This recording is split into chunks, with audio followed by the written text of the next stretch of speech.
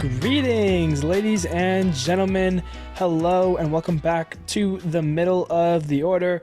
It is Wednesday, which means we're officially 1 week away from some baseball, the Soul Series next week. Dodgers, Padres should be an exciting 2 games. But of course, this isn't one of those episodes. We're talking about the Houston Astros. It's a TOP. Team's outlook and predictions, and we're diving on into Houston. We've got the final 6 teams here, Houston plus 5 others, and if you've been watching along and hearing out the other teams, you know which 5 teams are still left. 1 more today, 2 Thursday, 2 Friday. That will round it up. So let's dive in to these Houston Astros, and they're a great team. Every year from 2017, they have been a statement team, really, since 2017, where they won a controversial World Series. They have made it to the American League Championship Series each time in the last 7 years. 2017, 2018, 19, 2020, 2021, 2022, 2023. All 7 of those times here. Right? 1, 2, 3, 4, 5, 6, 7. Yep. 7 times they've made it. They've made it to the World Series 4 of those 7 times. Last year, not one of those times. They lost to Texas. But we're jumping the gun here. They were 90-72 last year. They were 5th in runs for, 8th in the ERA category, and 10th in runs against. They did finish 1st in the AL West, 3rd in the AL, and 6th in MLB as a whole. They ended up with the 2nd seed, so they did get a bye in the Wild Card Series. They took down the Minnesota Twins in the Division Series in 4 games, 3-1. And then the ALCS, them in Texas, the battle of, the state of Texas, really. And the Rangers come out on top in Game 7. What a series that was. I mean, to be fair, and we talked about it a little bit, the World Series was great. Diamondbacks and Rangers were great. But, I mean, the Championship Series last year, Houston, Texas, Diamondbacks, Phillies, those 2 series is definitely what I remember and what I will be remembering about the 2023 playoffs. Great series they were. But unfortunate for Houston, they fall short, lose to the Rangers. They will have the 28th pick in this year's draft. And let's talk about who they're added. And it wasn't a big list because they didn't lose a lot of players. A lot of their guys, young guys, and as well guys who have been locked up. So their team is very similar. They added Victor Caratini, kind of replacing Martin Maldonado in that sense. And they signed Josh Hader to a big deal to be the closer there. And they extended Jose Altuve for another 5 years. He was set to be a free agent after this year. No longer the case. He's got another 5 years. The face of the franchise, the longest tenured Astro, will continue there. Who they lose Martin Maldonado, their catcher. A couple bullpen pieces, Ryan Stanek, Phil Maton, and Hector Neris are all gone, as well as Michael Brantley, who did retire, no longer playing baseball. An amazing career from Brantley, a 5-time All-Star, and just overall just a great hitter. So those are the guys Houston lost. The team is still very similar. They still have a lot of young guys, good prospects. The rotation right now, according to Fangraphs, as followed: Framber Valdez, the ace, the number 1 there; Christian Javier, number 2; Jose Urquidy at 3; Hunter Brown, rookie last year, at 4; and then JP France. He had a very surprising good year for himself last year. He makes that 5th spot in the rotation as of now. The bullpen's got some key members. Josh Hader listed as the new closer, and the one part about the move I don't like, because I think Josh Hader is one of the best relief pitchers, closing pitchers in our game right now, but I do love Ryan Presley. I loved him playing with the Astros, so to see him now no longer in that closing role might be a little tricky for me to get through, but Ryan Presley is still part of that bullpen, still a good piece there. Brian Abreu, Rafael Montero, as well as a couple other guys there. The lineup, and probably one of the scariest parts about this Houston Astros team, leading things off at second base, of course, the face of the franchise, Jose Altuve. Yordan Alvarez, the designated hitter, bats second. Alex Bregman, third baseman, batting third. Kyle Tucker in right field bats fourth. Jose Abreu, first baseman, batting fifth. Yanyer Diaz, the new starting catcher, essentially, he bats sixth. Chas McCormick in left field bats seventh. Jeremy Pena, what can you get out of him this year? He's the shortstop, batting eighth. And then Jake Myers out there in center field, batting ninth, rounds up that lineup. The bench has Victor Carantini essentially as the backup catcher, John Singleton, Mauricio Dubon, and Corey Julks, who debuted last year as well, got a few reps in towards the end of the year. Injuries. They have quite a few key injuries to some key players on their team, mainly from that rotation. Luis Garcia, he had Tommy John surgery in the middle of May last year. He is questionable for the 2024 season. Lance McCullers Jr., I feel like this guy hasn't gotten a lot of time to pitch recently, dealing with injuries. He's been dealing recently with an elbow surgery that he had in June last year. He has no timetable for his return as of right now. Justin Verlander, the supposed opening day starter, he's had some shoulder soreness recently. He is questionable for opening day and is projected to start the year on the IL. And a big one here, Kendall Graveman for that bullpen. He had some shoulder surgery, and he is out for the 2024 season. JP France, who we mentioned as the fifth starter, he's got some shoulder inflammation, but he is still projected to make the opening day roster. But, to have Verlander, McCullers, and Luis Garcia, three great starting pitchers, one with a future Hall of Fame for sure, and you look at the rotation, you got Framber, Javier, Urquidy, Brown, France. I mean, they've got 8 starters, 8 great starters, really. Hunter Brown and JP France being the young ones there. It used to be Urquidy, Javier, and Valdez. These guys all kind of came up together, from my memory, and were big parts in the COVID season in 2021, and are now kind of leading the way for now. Obviously Lance McCullers and Verlander might have had that shot being up there, but obviously with them being out or projected to be out, or some of them are, the rotation is still solid, and you hope to get those guys throughout the year, because that will definitely help Houston as they go for an 8th consecutive ALCS appearance. When you take a look at the free agents next year, I mean, this is kind of where you'd start to get scared if you're Houston, because that window for this Astros team is slowly starting to close, it seems like. Alex Bregman, a free agent, that's a big name there that I think Houston will want to keep around.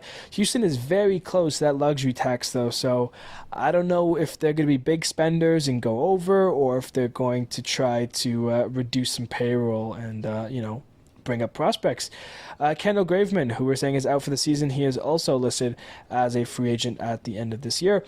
Ryan Presley, he has a vesting option of 50 appearances, which makes the move even more interesting, because with Hader being the closer now, does Presley make more appearances, less appearances?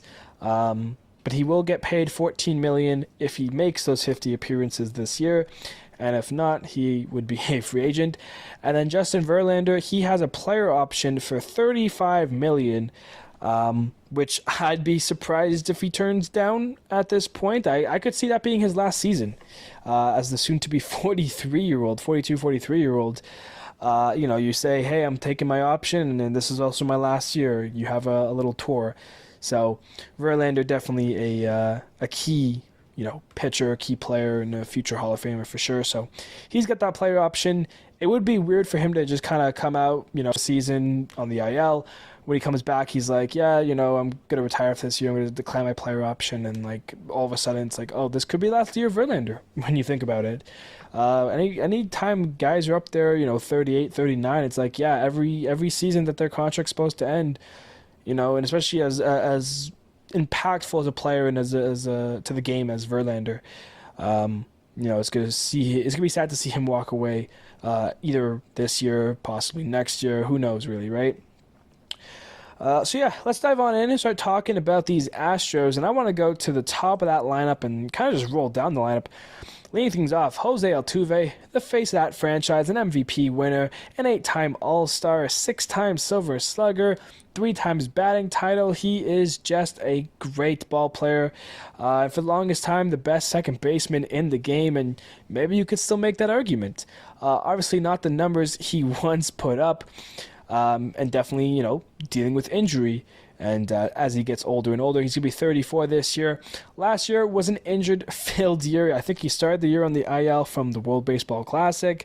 When he got healthy, it was a little bit of up and down, so he didn't really get that full season. He played 90 games last year, the lowest he's ever played, excluding his first year in 2011, where he played 57 games, and COVID year, where he played 48 games. So the lowest time, lowest amount of games Altuve has ever played. Had 112 hits, 17 home runs, had a 311 batting average and a 915 OPS. So when he was healthy and was on the field, he was helping Houston win games, and that's what he does. He's a leader. He is the face of that franchise. He is the guy that you don't want to see, and for multiple reasons for some of you. But he is still a great ball player, despite what you may have against him and your opinions. He is great. You look at his numbers. Only recently, in the 20s, has he started to hit batting averages below 300, but he's been consistently a 300 batting average guy, an OPS, high 80s, low 90s. And that's what you get from him. 2021, which his average was one of the lowest in his career. He had his highest career home runs with 31. He became a power hitter in 2021. Where, of course, they were World Series champions. No, the Braves were World Series champions. They were in 2022. But Altuve's a star. He's been around a long time. So, definitely the guy that you don't want to see if you're other pitchers. And speaking of the guys you don't want to see, Yordan Alvarez, Rookie of the Year, 2-time All-Star. He is a star, debuting in 2019, where he was the Rookie of the Year winner. And since then, he's been on an absolute tear, especially the last 2 seasons. We've seen it. When he's healthy and playing, he is a problem. Last year, 114 games. Yeah, he was still dealing with injuries last year, too. 120 hits, 31 home runs, 97 RBIs, a 293 batting average, a 990 OPS. An All-Star finished 13th in MVP voting. The year before, in 2022, played 135 games, 37 home runs, a 306 batting average, a 1.019 OPS, third in MVP voting, and a Silver Slugger.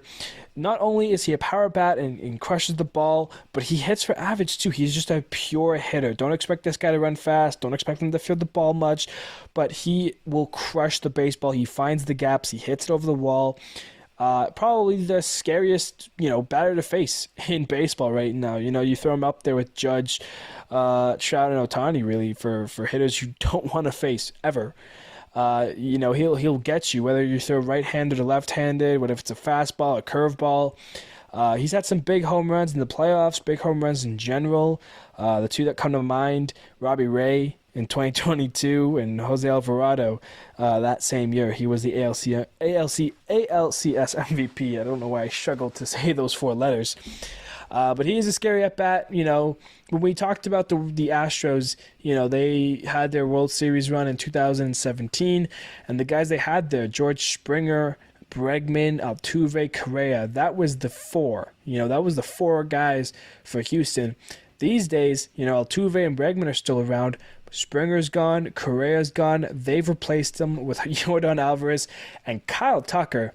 What a star Kyle Tucker is. I am all on Kyle Tucker, on Kyle Tucker's hype train. He is a great ball player. I love watching this guy hit, make plays in defense. Silver Slugger, a Gold Glover already, a 2-time All-Star.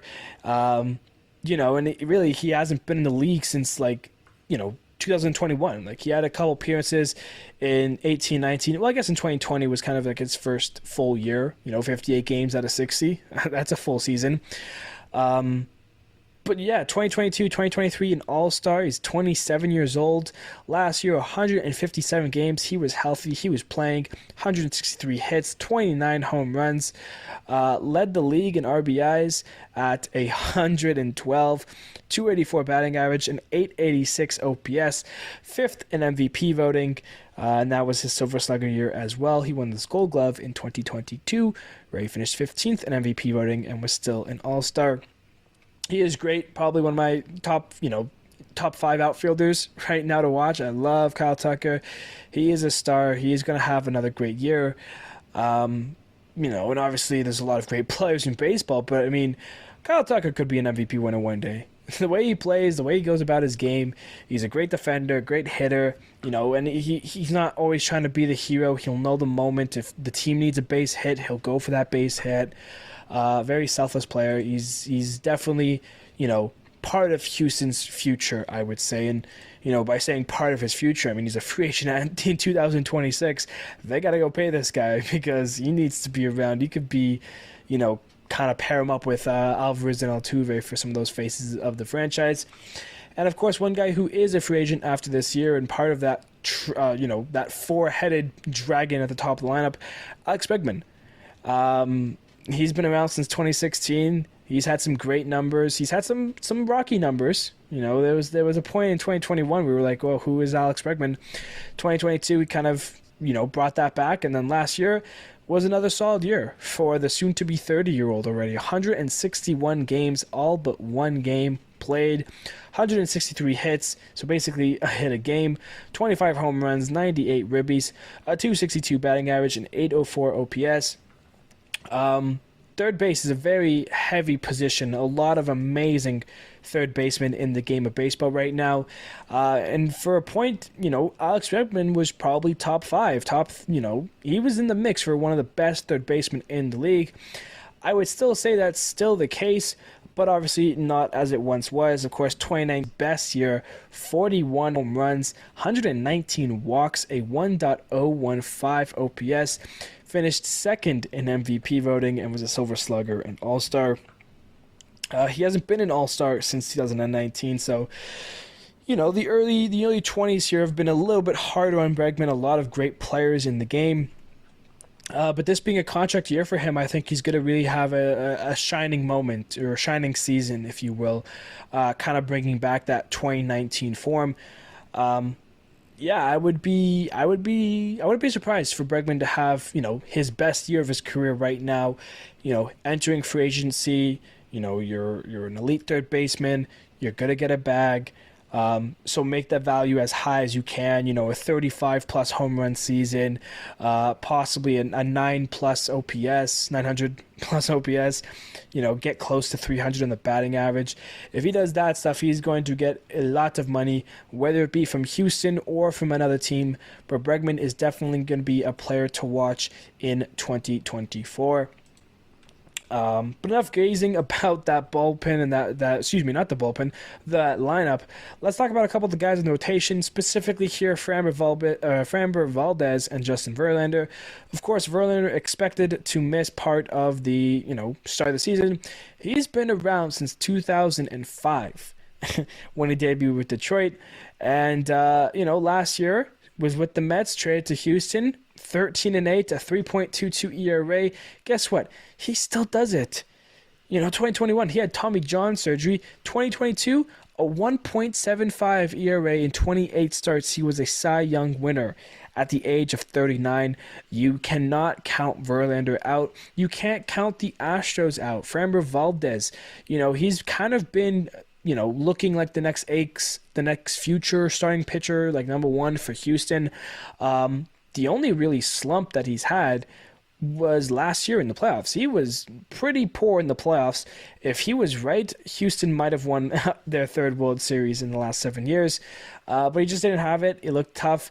And that's definitely some question marks surrounding him entering 2024.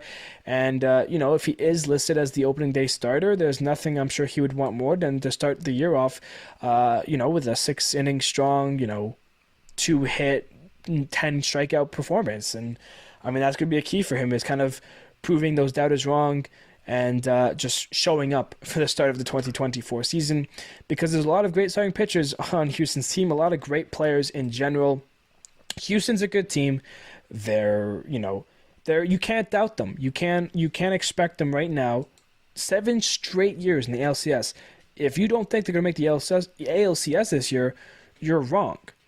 And even if they don't, you're still wrong for not thinking they will. Houston's going to be in the playoffs. They're going to be a problem. Yes, Texas is a lot better. Yes, Seattle is still in the mix.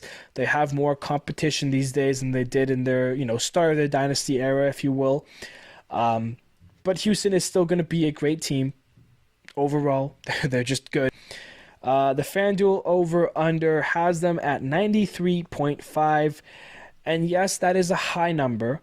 And as a whole, you look at it, they won the division last year with 90 wins, and they had an injured Altuve, an injured Alvarez for a lot of season. Houston was never 100%, it felt like, last year, and they were still that good. So basically, the choice here is, are they going to be healthy and be this great dynasty team, and all these players are clicking and doing well? Or are they going to have a couple struggles? And like I said, it seems like it's a changing of era. Martin Maldonado was not a hitter-catcher, but he was a catcher for the pitchers. So we're talking about this great pitching staff, with Yanier Diaz and Victor Caratini as that duo. We saw it with the Cardinals last year, from Yadier Molina to Wilson Contreras. Wilson Contreras is still a great catcher, but the pitching really took a nosedive for the Cardinals. The same could be said for Houston here. Texas is going to be good. 93.5 is a lot of games. I think Houston's going to be a playoff team. I think they're going to be great, but I am going to take the under on Houston here. And like I said, I think they're going to be a great team. I think the pitching will be fine. Not as bad as the Cardinals nosedive, but I think Martin Maldonado did play a key role in that. I don't think they're going to be 100% healthy. We're the start of the season. They don't have Verlander. They don't have Garcia. They don't have McCullers. So there's some worrying factors with this Astros team in that sense. And like I said, I'm not doubting them for playoffs. They're going to be a playoff team, whether they win a division, wild card. I think they're going to make the ALCS. We'll talk about that in the predictions episode in a few weeks. But for 94 games, yeah, I will take the under on the Astros to win those games, but still be a very, powerful team entering 2024. Thank you, everybody, so much for listening to today's episode 1 of 2. We still have the other Texas team to talk about today, so that's, it's going to be the Rangers. I'm talking about the Rangers. They're number 5. We're in our top 5. 25 teams down, 5 to go. 1 more today, 2 Thursday, 2 Friday. We're so close. If you like these episodes, feel free to subscribe, send a like. Helps me know that you guys are enjoying the TOPs, and that is something I could and should bring back next year if so be it. But thank you, everybody, so much, and I will see you next time.